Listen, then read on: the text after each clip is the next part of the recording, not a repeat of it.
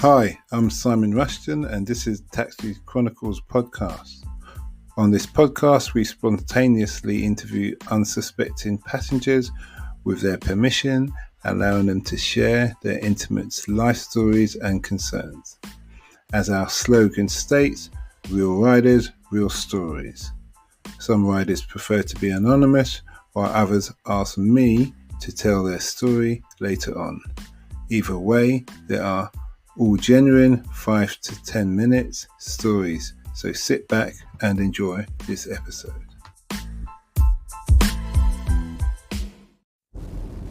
Hi, yes, it's Simon again. He's back here. We're just about to do another episode with a guy. What's your name again? Johnny. He's a cyclist, and as a taxi driver, there can be a bit of confliction at times. Definitely. But he's gonna tell us what it's like to be a cyclist in London, and he's telling me earlier about his speed, of his record timings of getting to Greenwich from Clapham, and he's also in the property estate management. Property development, Property development. Yeah. And we may get some snippets. You know, generally, it's just one of those things. As the conversation flows, it flows where it flows, just like other episodes. So nice to have you here today, Johnny. Cheers. Okay, so how long have you been cycling for? So I've been obviously, I started cycling when I was a kid, but like cycling in London, I've been cycling about 3 years. Before that, I hadn't owned a bike since I was a kid, and then I got a single speed bike probably about 3 years ago, and I used that to commute to and back and forth from work. Mm-hmm. So I had that bike for, as I say, about 3 years, and then actually just commuting to work got me quite into cycling, so I bought a road bike about 6 months ago. So now I do like proper like cycling down into Kent, into the countryside, wear all the lycra, all that kind of shit. So yeah, I'd say cycling for 3 years, proper cyclist for the last 6 months. And it's really helped you on your health? Yeah, definitely. Like, so I cycle to work and back every day, is 25 kilometers round trip. And, you know, I don't always get the time to go to the gym, do any extra, go for a run or whatever. So doing that like hour on a bike every day, like, it's good. It keeps a few of the pounds off the belly, you know? Okay. So how do you feel about even the traffic lights that cyclists now have to adhere to? You have your own cycle lanes. Are you one of these guys that use those cycle lanes, or? So I sometimes use the cycle lanes. I'm aware of the big kind of divide between, car drivers and like cyclists. I'm guilty of jumping lights. I do jump lights quite often, but I only jump them when I know that it's safe to do so. And yeah, like I'm probably one of those people that I'm a bit of a pain for a taxi driver or a car driver, because I'll pop out from behind in front of you, like, you know, I'm quite aggressive on my bike as well, but I try not to put anyone in a position where they're going to hit me or I'm going to hit them. Uh-huh. But the funny thing is, like, I do quite often get zip cars, so I become a driver, and the second I'm a zip car and the second I'm driving on the road, like, I start to get pissed off with cyclists, which is ridiculous, because I spend 90% of the time being a cyclist, getting pissed off with drivers, and the second I'm a driver, I get pissed off with cyclists. So I think as a cyclist, I'm pretty balanced. Like, do you know what I mean? I know what it's like from both perspectives. So when I am cycling, I do jump yellow lights. I do like cut in front of cars and stuff, but I try and be considerate, because I know what it's like to drive around London as well. I know what it's like when you've got like, you know, three cyclists, one in your blind spot. Like, it's annoying, right? And you've got to watch out for them. So yeah. I hear you.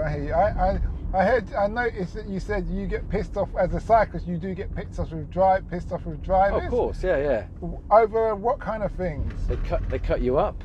Like, you know, I've been hit by cars. I think 2 times I've actually been hit by a car.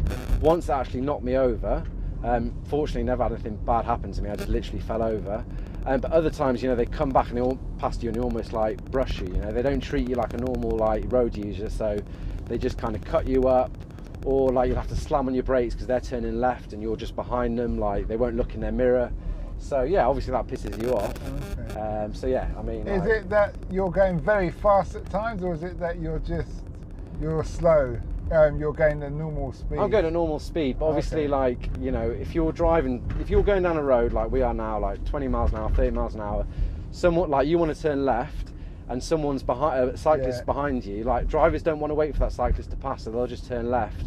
or if they're not a very good driver, they won't even see you, you know. So you've got to be aware that cars will just turn left, and you've got to basically like slam on your brakes, or you're going to get wiped out. Look at this nutter. Yeah. So e-scooters, before we go on to e-scooters, because at present we've got They're a guy everywhere now. With I'm a headphones on. cyclist looking at e-scooters, probably the way that drivers look at cyclists. You know what I mean? It's like almost like a chain of command, right? So it's like car drivers, cyclists, and then these e-scooters, which have just appeared in the last month. They're the worst, because it's like they've never been on a bike, they don't know anything about the rules of the road, and they're just everywhere, you know? But you know what? I don't mind e-scooters in comparison to cyclists. And reason being, and I've cycled before, right, that guy there, I don't appreciate him, he's got no lights, but this one, he had lights on. And he's just flown through a red light as well. Yeah, well, okay, yeah. And it's because they don't go that fast that they can cause such a hazard. Yeah. Do you see what I mean? And even if they don't want to wait, at times they kind of go on the pavement. Yeah. Where cyclists, you could be doing a 360 and everybody else stops for you, but the cyclist doesn't want to stop. No. And I understand, because they're that, I've just got all the momentum and got all the effort to get there's a lot of energy to stop and start. Yeah. But it's like, at the end of the day, you chose to ride the bicycle.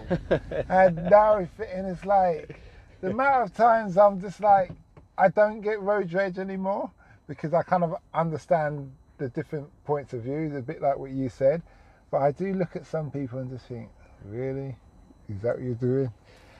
I mean, I think I see a lot of cyclists on the road, and I think like they're quite selfish cyclists. Like, do you know what I mean? They're like they're going through a red light they shouldn't go through. Like they're like cutting people up in a way they shouldn't. But then I'm sure people look at me and say, well, he's doing that as well. So it's like everyone's got their own everyone's got their own highway code. Do you know what I mean? Everyone's got their own thing that they think that's acceptable for me to do, and that's not, right? It's a bass. You know what it's like? It's like a pub rule.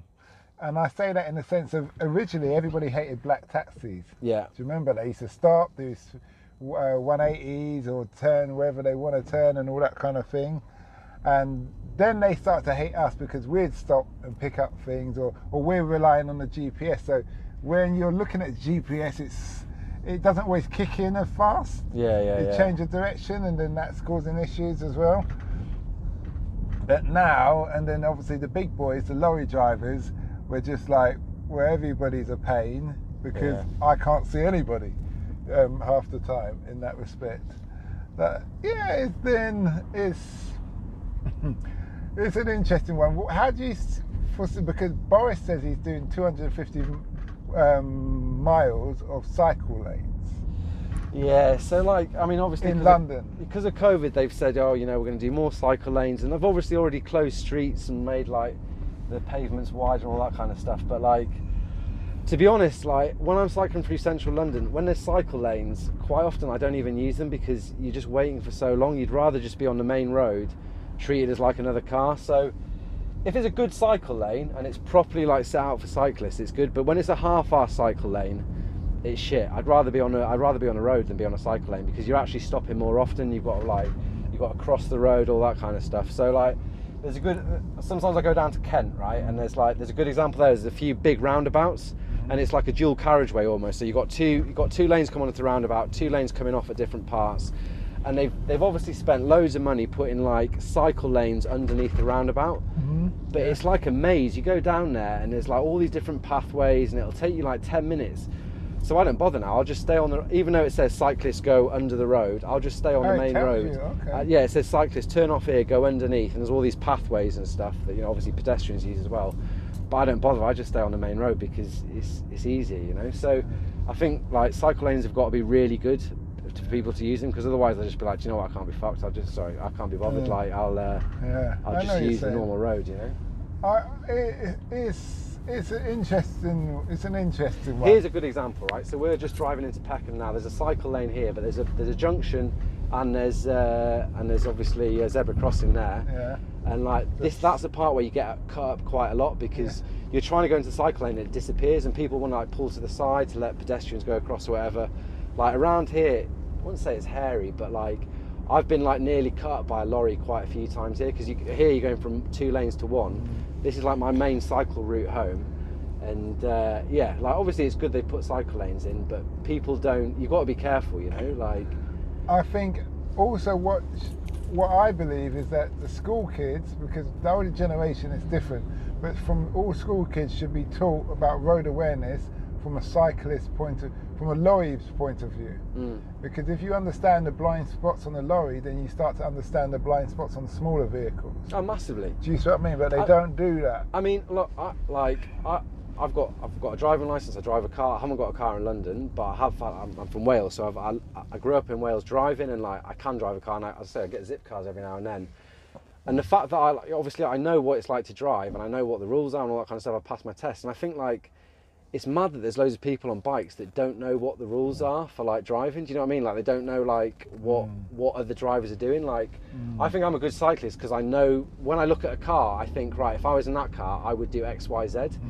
But if you haven't got a driving license or you've never driven a car, like you're not necessarily thinking the same way a driver would. So yeah, definitely, like I think people need to like learn how to ride a bike properly, or learn how the roads work, right? Because when you're on a bike and you're on a road, you're basically a road user, right? But you haven't got a license. Do you wear a helmet? I do, yeah. Yeah, because there's consideration for one's personal safety, and a lot of people don't wear helmets, and a lot of people wear earbuds. Yes. And that's what always gets me. It's like that scooter guy. He's in the middle of the road. It's nearly 3 a.m. He's got no lights on. And he he's can't dark even hear you. clothing, and he can't hear you. Do you see what I mean? And so I listen to one earbud, but only on the left-hand side, so which is obviously the side where there's no cars, so I can hear cars coming from my right-hand side. But a lot of people, yeah, they even wear noise-cancelling headphones, so they can't hear anything, which for me is mental. Like you need to be able to hear what's going on around you. But yeah, I wear a helmet, I wear earbuds, and although apparently if you wear a helmet, drivers are more likely to drive like closer to you or be more dangerous because they think, oh, he's wearing a helmet, he's more safe. Like they did a load of experiments and they were like, yeah. No, I see what you're saying. It was the same when they brought out seatbelts. They were like, yeah, seatbelts are great, but when everyone's wearing a seatbelt, drivers drive more carelessly or faster because they're like, well, everyone's wearing a seatbelt or an airbag or whatever, you know. Yeah, I don't know. It's a bit like when the mayor brought out the 20-mile-an-hour rule in London, central London. When did that come in? I don't know. It's probably about 6 months ago or something. But I just looked at it as ridiculous because you tell me in central London where all the bankers are, where there's a school. He used the schools as an excuse to keep our children safe. And there's no schools in the central London really. It's all bankers and retail shops. So it's 20 miles an hour everywhere now, is it? Not everywhere, but in many roads, especially the side streets. Yeah. It's 20 miles an hour. On these, like this road, it'd be 30 miles an hour, but it does fluctuate. It does its own thing. I reckon the government's just given the council permission to piss around with us to get tax money back. That's what I reckon. I wouldn't disagree. They're just causing problems in that respect. But I do think, as much as I love the e-scooters, and I would love to have one, but I can't justify having one, so I'm always in the car, I do think they need to be, you need a reflector, a high-vis at night, or reflector high-vis bands or something, and they should all have lights on them. They should have like a brake light, indicator light either side, and a headlight. Yeah, no, definitely. They should all standard. If you want to sell them in this country, that should be the minimum. Well, the standard. thing is, right, if if a little e-scooter comes along here now and you don't see him, he's got no lights on, and you turn left and you wipe him out and you like paralyze him, or like, you know, God forbid you kill him, right? Who's responsible? Is that you or is that him? It's me, because if I slow, remember you go around the corner at 5 miles an hour. So if I go around the corner at 5 miles an hour and I slow down and I use that, I check on the inside mirror, then I should be able to see him. Yeah. Do you understand? I don't have to turn my head over like that, but I need to turn to check in that mirror. And a lot of times you don't, you just forget. I've had some near misses with, cyclists mainly, because the e-scooter's going slow enough normally for you to be able to see what's going on, especially if you passed him. So what do you think of cyclists then? I think there's different kind of cyclists. I think the middle class cyclists. Is that you're classing me as a middle class cyclist? No, I'm not saying you. I'm just saying I am a middle class cyclist. Okay, but, okay. I think they have their whole new kettle of fish. They're new to the game. Yeah. They've just decided they swarm the streets, and a lot of them, not all of them, come with an attitude. Yeah. Attitude. I know my rights. That all this kind of thing, and I've seen so many issues driving around London with these kind of crowd, and you're like, guy, wind your neck, man. You don't want to stop at the lights. You don't want to do this. You don't want to do that. And they put it this way: they don't believe in any courtesy for other users of the road. And the funny thing is, when you do statistics, it's cyclists that have killed more pedestrians than even e-scooters. Really? They run into but them. e-scooters haven't been around that long, right? It doesn't matter though.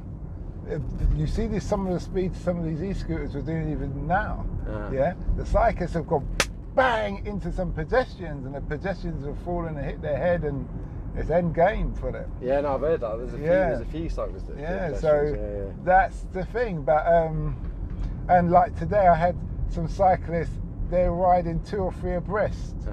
Well, and you toot them, and they don't want to move over. And then they say, like, they wave you like, you go on the other side of the road and overtake me. And it's like, well, no, you just get in single file like you're meant to. But they want to have a ginganguli as they're driving. Cycling. No, I know what you mean. Do you see what I mean? It's I know a few cyclists like that. Where's all the attitude coming from, man? Just, you know? And you're the apart from the e-scooters and guys on the road, what about the single wheel? Have you seen the single wheel? Oh yeah, that's mental, isn't it? Right. The single wheel. But do they actually go on the roads, or they just go on the pavement? I see a woman on a single wheel pushing a pram with a dog on a leash and on the mobile phone. Really? Jesus. I was like, That's there's so many things that can go wrong there. You just have to scringe. It's like, really? Is that what you're doing? Really? With your own baby? Forget the dog. I don't care about the dog, but your baby? If you slip on that one wheel, that baby's just gone. No, it's nuts. And then you'll be on the news. I've seen people have pretty bad accidents on them as well. I haven't seen any. And then you've got the skateboard ones. You see the electric skateboards? Yeah. I see electric skateboard going faster than all the cyclists along the embankment. He's just going. To me, people got confidence in some of these gadgets. But you notice those hoverboards, they're not around anymore. No one's interested in them. To me, that was the skateboard's safer than the hoverboard thing, but I don't even know why they call it hoverboards. It's on the wheels on the ground, but still, and stuff. But so did I ask you what do you think the future of all this cyclists? Well, I think like obviously with COVID-19, they're trying to get everyone on their bikes and stuff, and like I think there will be more people cycling about. They'll probably make more cycle lanes and stuff, but at the end of the day, like weather, you still need cars, right? Like I'm in an Uber right now, so it's when it gets cold. When it gets cold, exactly. It's all very nice cycling when it's sunny and like we've had our 2 weeks of summer already. Exactly, So it's only going to go one way. Exactly. But no, I mean, I'll cycle through the winter, but I know a lot of people won't, I won't cycle when it's icy, because that's like, it's lethal then, Well, thanks for this interview. No worries. My final question is this. Go for it. What's the impact you want to have on the world? I do property, so I'd like to build some nice sustainable houses that people can afford to live in, just on the left here, mate. Okay then. And hopefully encourage more people to cycle. I tell all my mates to cycle, because I honestly think it's the best thing you can do. It's good for your mental health, it's good for your physical health, and it's cheaper than getting a Chia or anything. Okay, well thanks a lot. All right, bye. We hope you liked that episode. Keeping in mind, we never know who we're going to interview. We post twice a day, 8 a.m. and 5 p.m. GMT. Have you ever considered the future economies to invest in? Why not listen to our sister podcast, Africa Investor Stories? Considering Africa has the fastest growing economies and population on Earth, and has done for many years, it holds 30% of the world's known natural resources.